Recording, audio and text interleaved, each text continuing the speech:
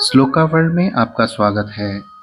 Shloka world आपको आध्यात्मिक ज्ञान, मंत्र, श्लोक और वेदों पुराणों का महत्वपूर्ण ज्ञान प्रदान करता है। चैनल को सब्सक्राइब करें, लाइक, कमेंट और शेयर जरूर करें ताकि हमारे प्रियजन लाभान्वित हो सकें। आइए जानते हैं श्रीमद् भगवद गीता अध्याय 15 पुरुषोत्तम योग। इससे पहले हमने अध्याय 1 से अध्याय 14 तक का संपूर्ण विवरण प्रस्तुत किया है। आइए आरंभ करते हैं। अध्याय 15 पुरुषोत्तम योग। ओम श्री परमात्मने नमः। ओम नमो भगवते वासुदेवाय। मैं उस परम दिव्य शक्ति को प्रणाम करता हूँ जो संपूर्ण सृष्टि का आधार है और भगवान वासुदेव श्री कृष्ण को नमन करता हूँ। भगवान नारायण ने स्वयं अर्जुन को जो ज्ञान प्रदान किया है उसी दिव्य ज्ञान को भगवद गीता कहा गया है। भगवद गीता केवल एक ग्रंथ नहीं है बल्कि जीवन जीने की कला का दिव्य ज्ञान है। अध्याय 15 में श्री कृष्ण भगवान अर्जुन को संसार को एक उल्टे, ऊपर जड़ और नीचे शाखाओं वाले पीपल या बरगद के वृक्ष के रूप में बताते हैं, इसका वर्णन करते हैं और इस मोह माया से मुक्ति पाने का मार्ग भी श्री कृष्ण भगवान अर्जुन को प्रदान करते हैं। श्री कृष्ण भगवान बोले, आदि पुरुष परमेश्वर रूप मूल वाले और ब्रह्म रूप मुख्य वाले जिस संसार रूप पीपल के वृक्ष को अविनाशी कहते हैं तथा वेद जिसके पत्ते कहे गए हैं, उस संसार रूप वृक्ष को जो पुरुष मूल सहित तत्व से जानता है वह वेद के तात्पर्य को जानने वाला है। उस संसार वृक्ष के तीनों गुणों रूप जल के द्वारा बढ़ी हुई एवं विषय भोग रूप कोपलों वाली देव, मनुष्य और तिर्यक आदि योनि रूप शाखाएं नीचे और ऊपर सर्वत्र फैली हुई हैं। मनुष्य लोक में कर्मों के अनुसार बांधने वाली अहंता, ममता और वासना रूप जड़ें भी नीचे और ऊपर सभी लोकों में व्याप्त हो रही हैं और इस संसार वृक्ष का स्वरूप जैसा कहा गया है वैसा यहाँ विचार काल में नहीं पाया जाता, क्योंकि न तो इसका आदि है और न अंत है तथा न इसकी अच्छी प्रकार से ही स्थिति है।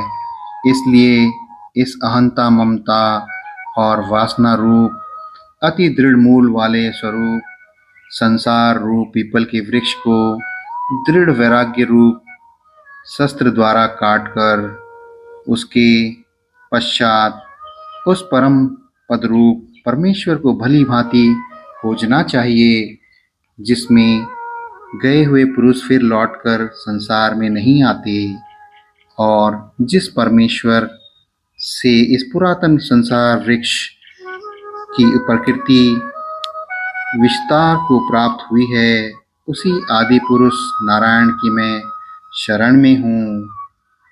इस प्रकार दृढ़ निश्चय करके उस परमेश्वर का मनन और निधिध्यासन करना चाहिए, जिसका मान और मोह नष्ट हो गया है, जिन्होंने आसक्ति रूप दोष को भी जीत लिया है, जिनकी परमात्मा में के स्वरूप में नित्य स्थिति है और जिनकी कामनाएं पूर्ण रूप से नष्ट हो गई हैं, वे सुख दुख नामक द्वंद्वों से विमुक्त ज्ञानी जन उस अविनाशी परम पद को प्राप्त होते हैं।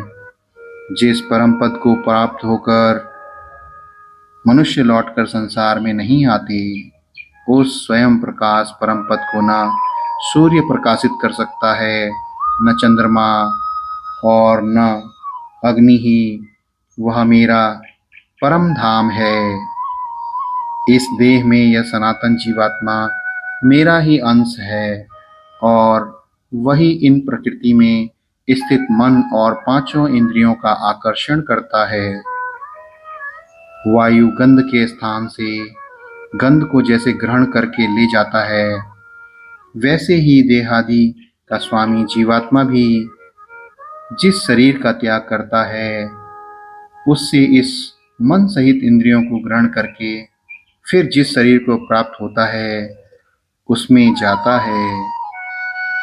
यह जीवात्मा स्रोत, चक्षु और त्वचा को तथा रसना, घ्राण और मन को आश्रय करके अर्थात इन सबके सहारे से ही विषयों का सेवन करता है। शरीर को छोड़कर जाते हुए को अथवा शरीर में स्थित हुए को अथवा विषय को भोगते हुए इस संसार इस प्रकार तीनों गुणों से युक्त हुए को भी अज्ञानी जन नहीं जानते। केवल ज्ञान रूप नेत्रों वाले विवेकशील ज्ञानी ही तत्व से जानते हैं। यत्न करने वाले योगी जन भी अपने हृदय में स्थित इस आत्मा को तत्व से जानते हैं, किंतु जिन्होंने अपने अंतःकरण को शुद्ध नहीं किया है, ऐसे अज्ञानी जन तो यत्न करने पर भी इस आत्मा को नहीं जानते। सूर्य में स्थित जो तेज संपूर्ण जगत को प्रकाशित करता है तथा जो तेज चंद्रमा में है और जो अग्नि में है, उसको तू मेरा ही तेज जान अर्जुन, श्री कृष्ण भगवान कहते हैं। और मैं ही पृथ्वी में प्रवेश करके अपनी शक्ति से सब भूतों को धारण करता हूँ और रस स्वरूप अर्थात अमृतमय चंद्रमा होकर संपूर्ण औषधियों को अर्थात वनस्पतियों को पुष्ट करता हूँ। मैं ही सब प्राणियों के शरीर में स्थित रहने वाला प्राण और अपान से संयुक्त वैश्वानर अग्नि रूप होकर 4 प्रकार के अन्न को पचाता हूँ।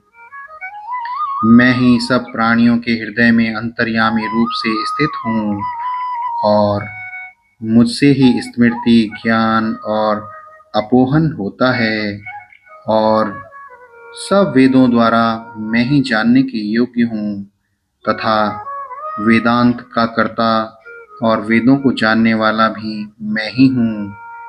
इस संसार में नाशवान और अविनाशी भी ये 2 प्रकार के पुरुष हैं।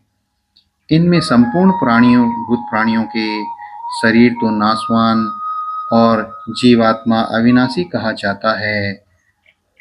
इन दोनों में से उत्तम पुरुष तो अन्य ही है, जो तीनों लोकों में प्रवेश करके सबका धारण पोषण करता है एवं अविनाशी परमेश्वर और परमात्मा, क्योंकि इस प्रकार कहा गया है, क्योंकि मैं नाशवान जड़ वर्ग क्षेत्र से तो सर्वथा अतीत हूँ और अविनाशी जीवात्मा से भी उत्तम हूँ।